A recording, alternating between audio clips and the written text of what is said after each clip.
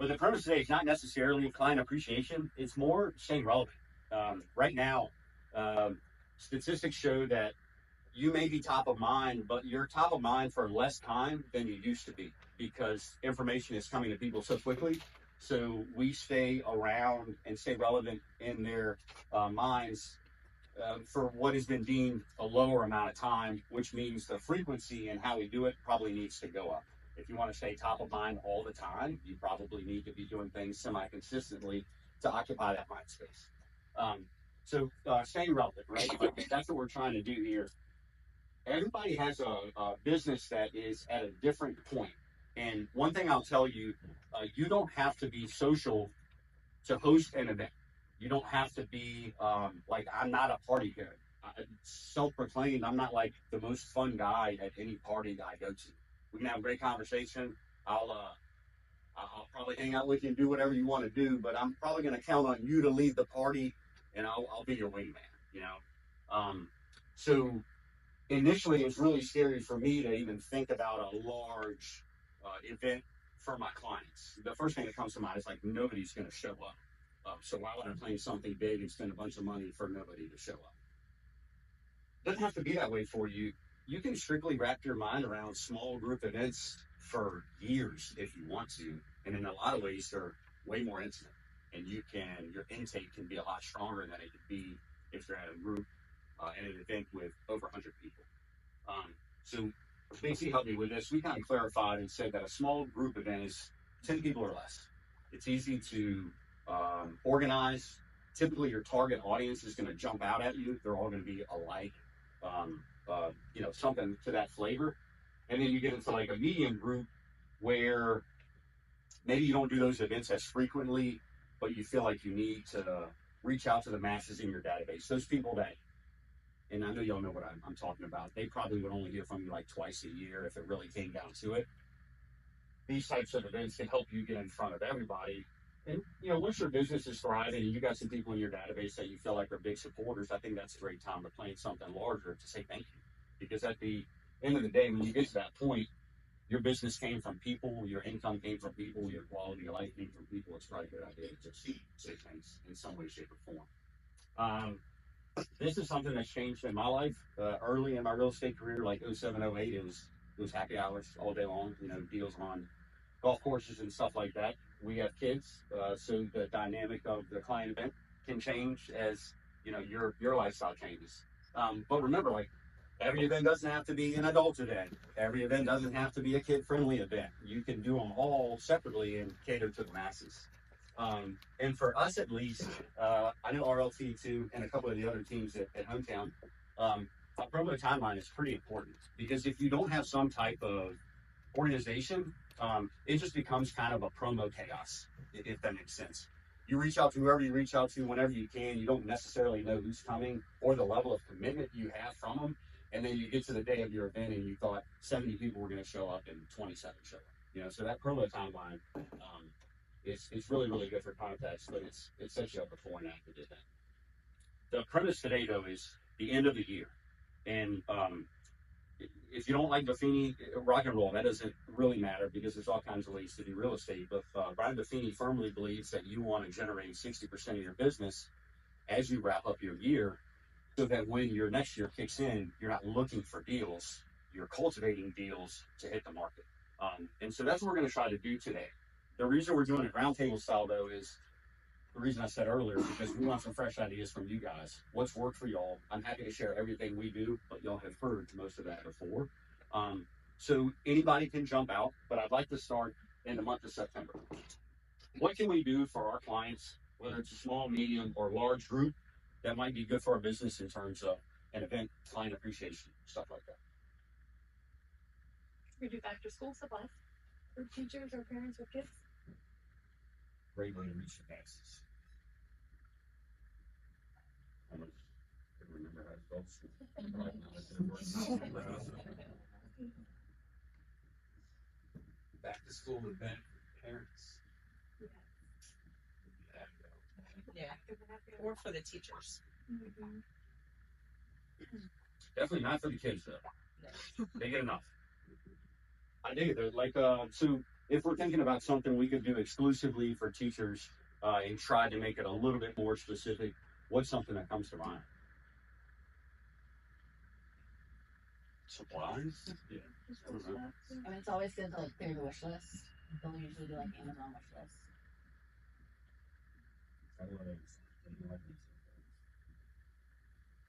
Supplies. What about parents? For me, that's trickier. I don't know. What would we do for parents to start up the school year?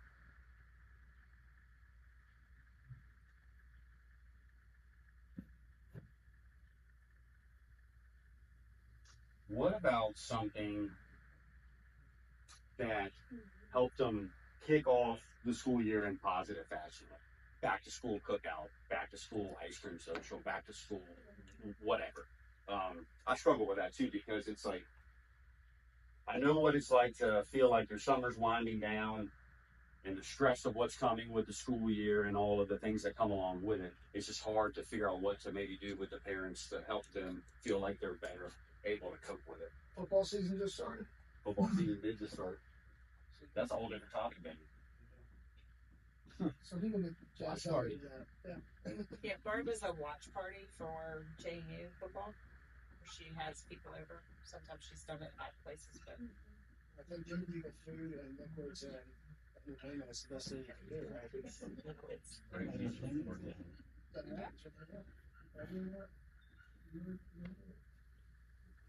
This is a great concept because it's happening no matter what, and you can either choose to be a part of it or you choose to not be a part of it. I have FOMO, so if I see people supporting teachers, I'm married to an educator.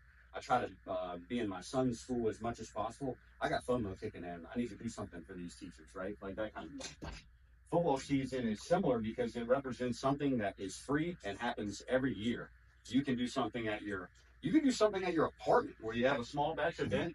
You have some food and some liquids for them to partake in. But the premise of all of it is that real estate will get talked about. It will get talked about. It's part of how our identities cultivate over time, and people start to see you in that light.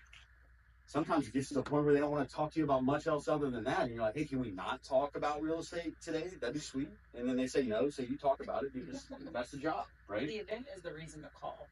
100%. Even if they say no, you've at least made the phone call and you can throw in. Kevin's so good at it. He can throw in there, oh, by the way, you know anybody who's looking to buy or sell? Yeah. Even not coming is an instant future contact. So especially if you find out like why they couldn't come. You know, like the specificity of what you can remember to stay relevant can really, really help your business. So we got something academic. We got something maybe a little bit non-academic. What else in September is relevant? So we say JMU. What about local high school games? Anything you could do is in terms, I don't know that you can like tailgate at a local high school game and you just like racing out there, but you could probably.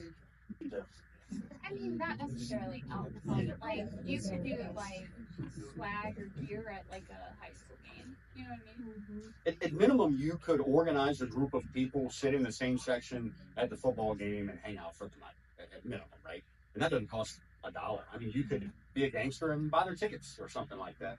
But the seasons, especially when it comes to sports and stuff like that, it does provide an opportunity to be the source for people to gather.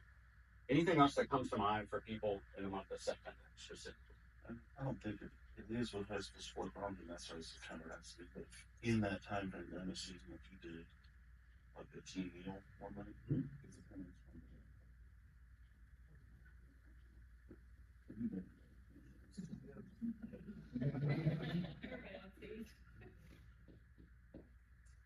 Support local athletics. I mean that can be encompassed in so many ways. And even as Croco's talking, I'm thinking about youth sports, right? Like I'm an athletic director with Blue Star. I'm out there with hundreds of people every weekend, right? Like so, probably a good idea for me to chop it up with some of those people personally. But it might even be a good idea for me to maybe do like pizza and Gatorade night for the 10U football team one night or something like that, right? I believe these things get you noticed. And I believe they get you noticed in a better way, maybe than you'll get noticed on social media, if it's okay to say that. This gets you noticed by real people for doing real things, And you don't have to make up any stories. You don't even have to fudge your story at all here. It's just a real authentic story that most of the time people are going to appreciate. And then after that, you can talk about it on social media. How about October? Yeah, that's it. It should be easier than some people.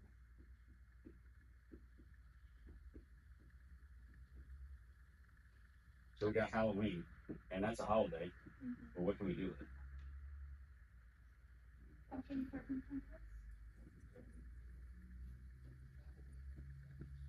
Caitlin one time did trick or treat bags for the kids in Hickory Hill. Yeah, so it's in Chunk or Treat. Any type of like fall festival events and bouncy houses and pumpkins and kids do.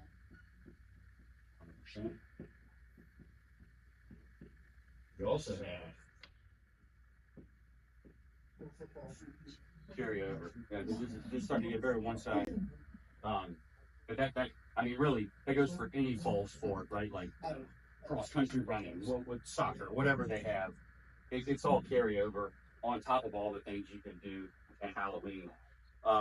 One thing you can do that costs no money, again, similar to a tailgate party, right? Like you can organize something in your neighborhood or another neighborhood with a group of people, and you're just a figurehead to do it all, right? But there's a draw to you, there's an appreciation for you for what you're doing, and you didn't necessarily spend a dime to do it. You can go full gangster, go to the Hanover Vegetable Farm. We've done that in the past. They'll give you a private line. They'll fast track all your guests. You can get like a silo, private area, the whole 9 yards, send everybody home with a pumpkin. There's a lot of stuff you can do there. Anything else come to mind for October?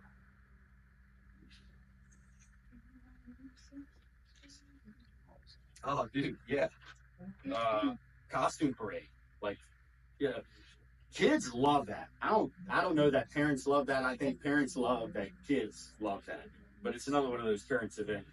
In our old neighborhood. Yeah. I think October is breast cancer awareness month. Yeah.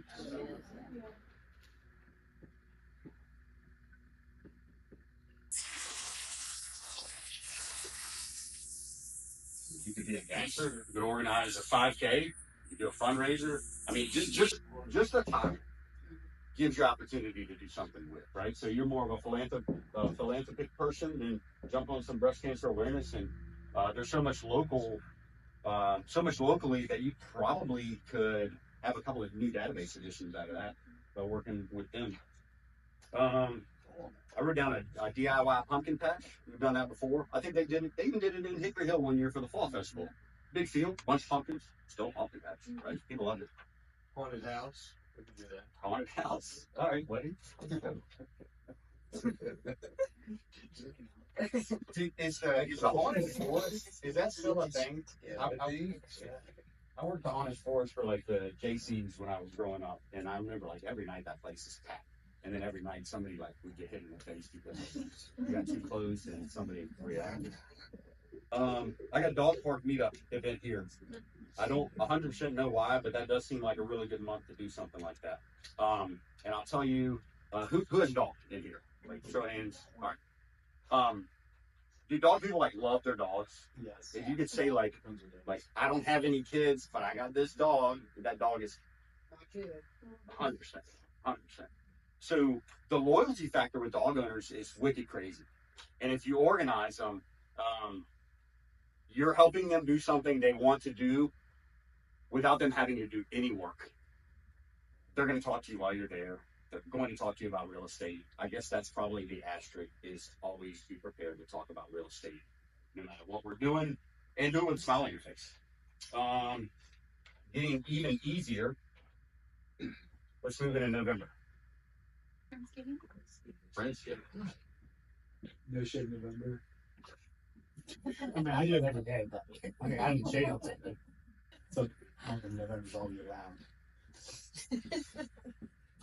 I don't even know what to do with that, but I'm going to go deep on this one. What do we do? Guys, girls. What do we got? Pies. There's going to be a lot of hairy people in society. If we, We all know this. You know, you just don't shave your mustache, right? But it's like, at the end of the month, you're in competition, so who's got the best Yes. Yes. Come on, you know whatever you want with it. Now you're just asking too many questions. That would be hard.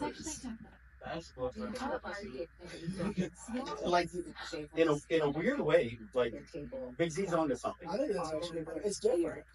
That's What people enjoy, they'll probably do. And like, and Big C calls me, he's like, dude, we got about 9 of us. We're having a stash competition in November, and the winner gets blankety blank. It might sound corny, but like our job is to try to be magnetic, try to continue doing things that make people want to be involved with you. And not everybody's going to want to, you know, there's some calls you don't make to people that can grow a mustache. Maybe they should be growing a mustache, so they're not in the competition. But calling 10 people in your database and telling them that you're doing the mustache competition in November, come on, man. Like, that's work, right? That's good stuff. But we can change the other months if we need to. You know, yeah. What else? Wayne had mentioned pies. Pies has got some subcategories. Craig Proco, how do you do your pies? Hand delivered.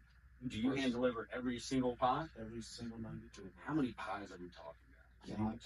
92 pies for Proco, right? For me. I was at 75 last year.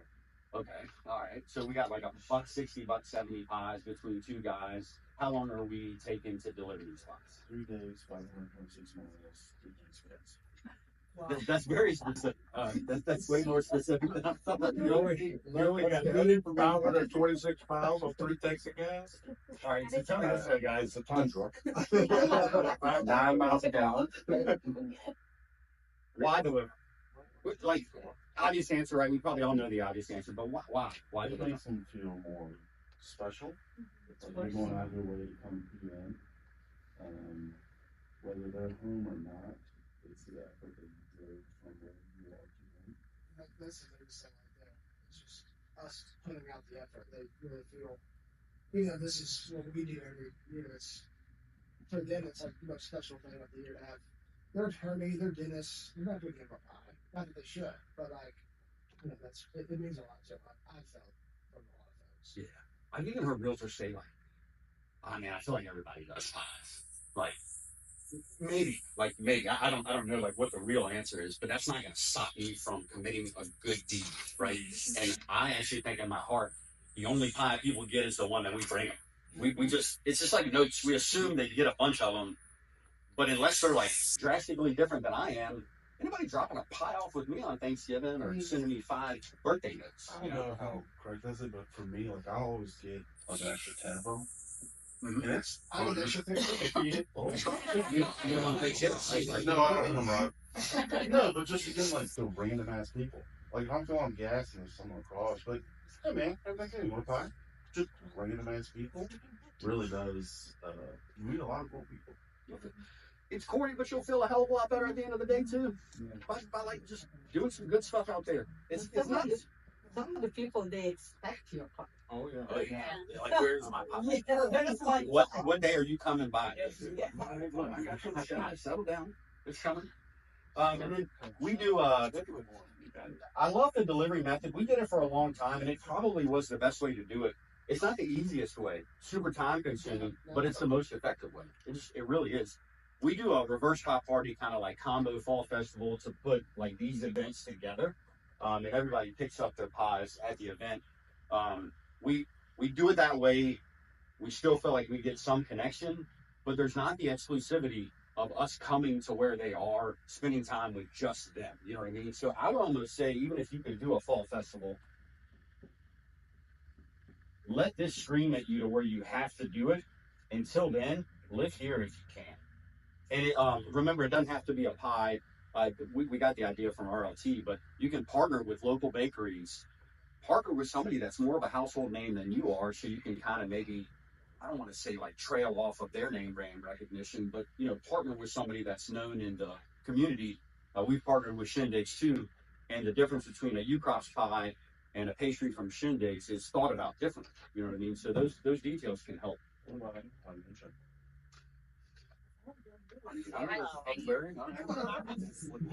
Does it have to be apple pie or can it be like No. Bean dust. It's still weird. if I mean, if you have some people that kind of like need to get away from life or something like that, Kroger's got a connect in Franklin County. So we'll hook you up with. Yeah. Well, and doesn't RLT, don't y'all do like a food drive? Yeah, she did. Well, see, that time of year, a bunch of charities that you could be like the straw that stirs the drink and getting people to support charities at that time of year. We stocked the Moments of Hope food pantry for like 6 months with all we collect. It's amazing. Yeah, y'all load down a few vehicles, don't you, Don? Big time of year for charity too, right? I even wrote down like a chili cook-off.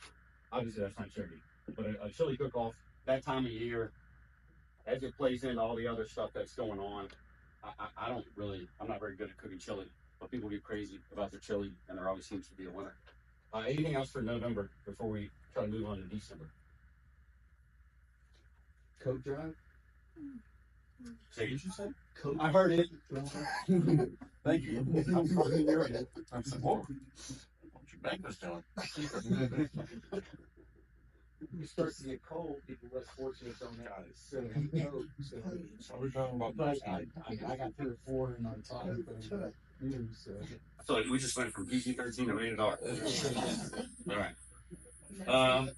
Okay, so easiest month of the year. December, like, Christmas can hit people different ways, but we can all agree that the majority of the people are pretty stoked about the Christmas time in general. It's a more social season. There's the expectation of people to do more. Your year's winding down. There's the optimism of the new year. Blah, blah, blah. All that stuff, right? I found, though, that December, hands down, is the most social month. You don't have to talk too many people into doing too many things. The problem with December is they already have a lot of things. So in December, your draw has to be pretty strong. You want to level yourself up above the other things they might have going on, so they'll actually show up for your event, or whatever you have going on. So what? How about some December ideas? We've got some pretty sweet ones here, but we'll bang those until the end. I drop off hot cocoa and marshmallows in a bag. It's a hot cocoa.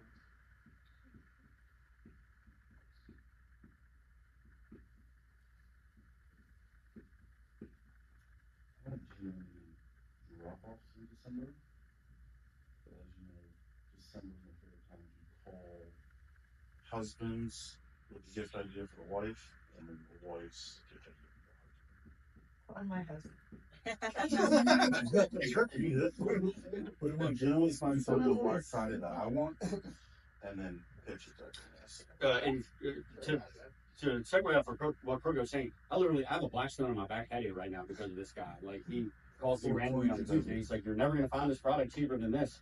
I call somebody else to verify. They're like, "Yeah." I'm like, "All right, I got Blackstone." You got me to buy 3 that year, so I bought 3. And we ended up buying like 12, I think. We gave them out for gifts. What was your total numbers? Like 30 Blackstones sold for the company, not being on payroll. Not on there. No commission off that. Gift and value calls.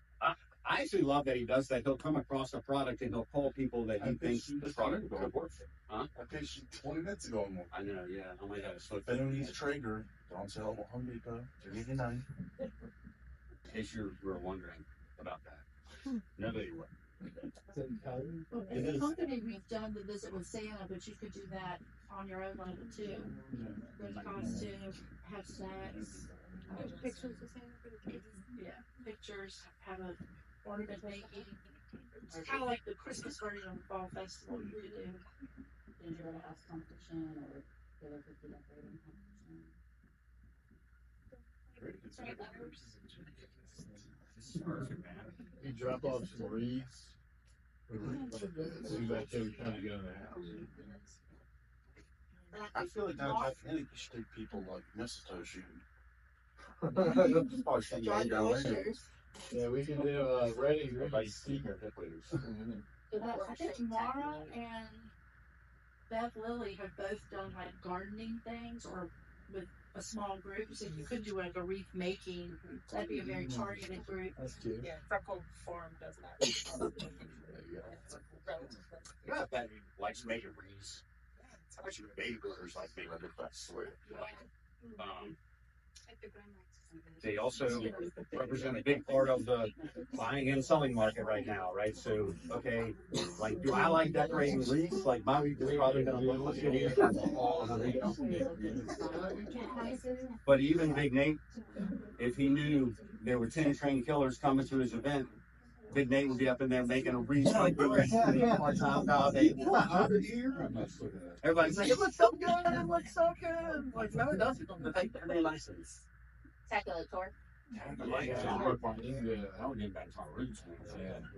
Ran a bus and driving. And don't be, do not be the drunkest person at your own party. Just pro tip. Tickets are like a group of tickets for the Bird. The Bird Theater does a really good job at Christmas with the sing along and the snow in the theater. So if you buy like one of the more popular showings like Home Alone or Elf, that get sold out in advance. We did an event at the Bird. It's relatively inexpensive compared to their competitors. You pay a small fee for the movie that you'll show, but again, like the Bird Theaters are a reputable place, as a household name. It's going to draw people out. We said like photos with Santa. Maybe if you're a little too nervous or don't feel like you have the following for that, we thought doing something letters to Santa. Literally no charge for whatsoever. High interaction with your clientele, stuff like that. What about like a secret Santa amongst your COI or like your small, A players? I don't know how that would work, but it would be kind of cool to like, I don't know, spider web. Yeah, that's genius, right? Like, I'm calling all of my A+ clients. I'm letting them know what I'm doing. Like, hey, I'm putting a small group together.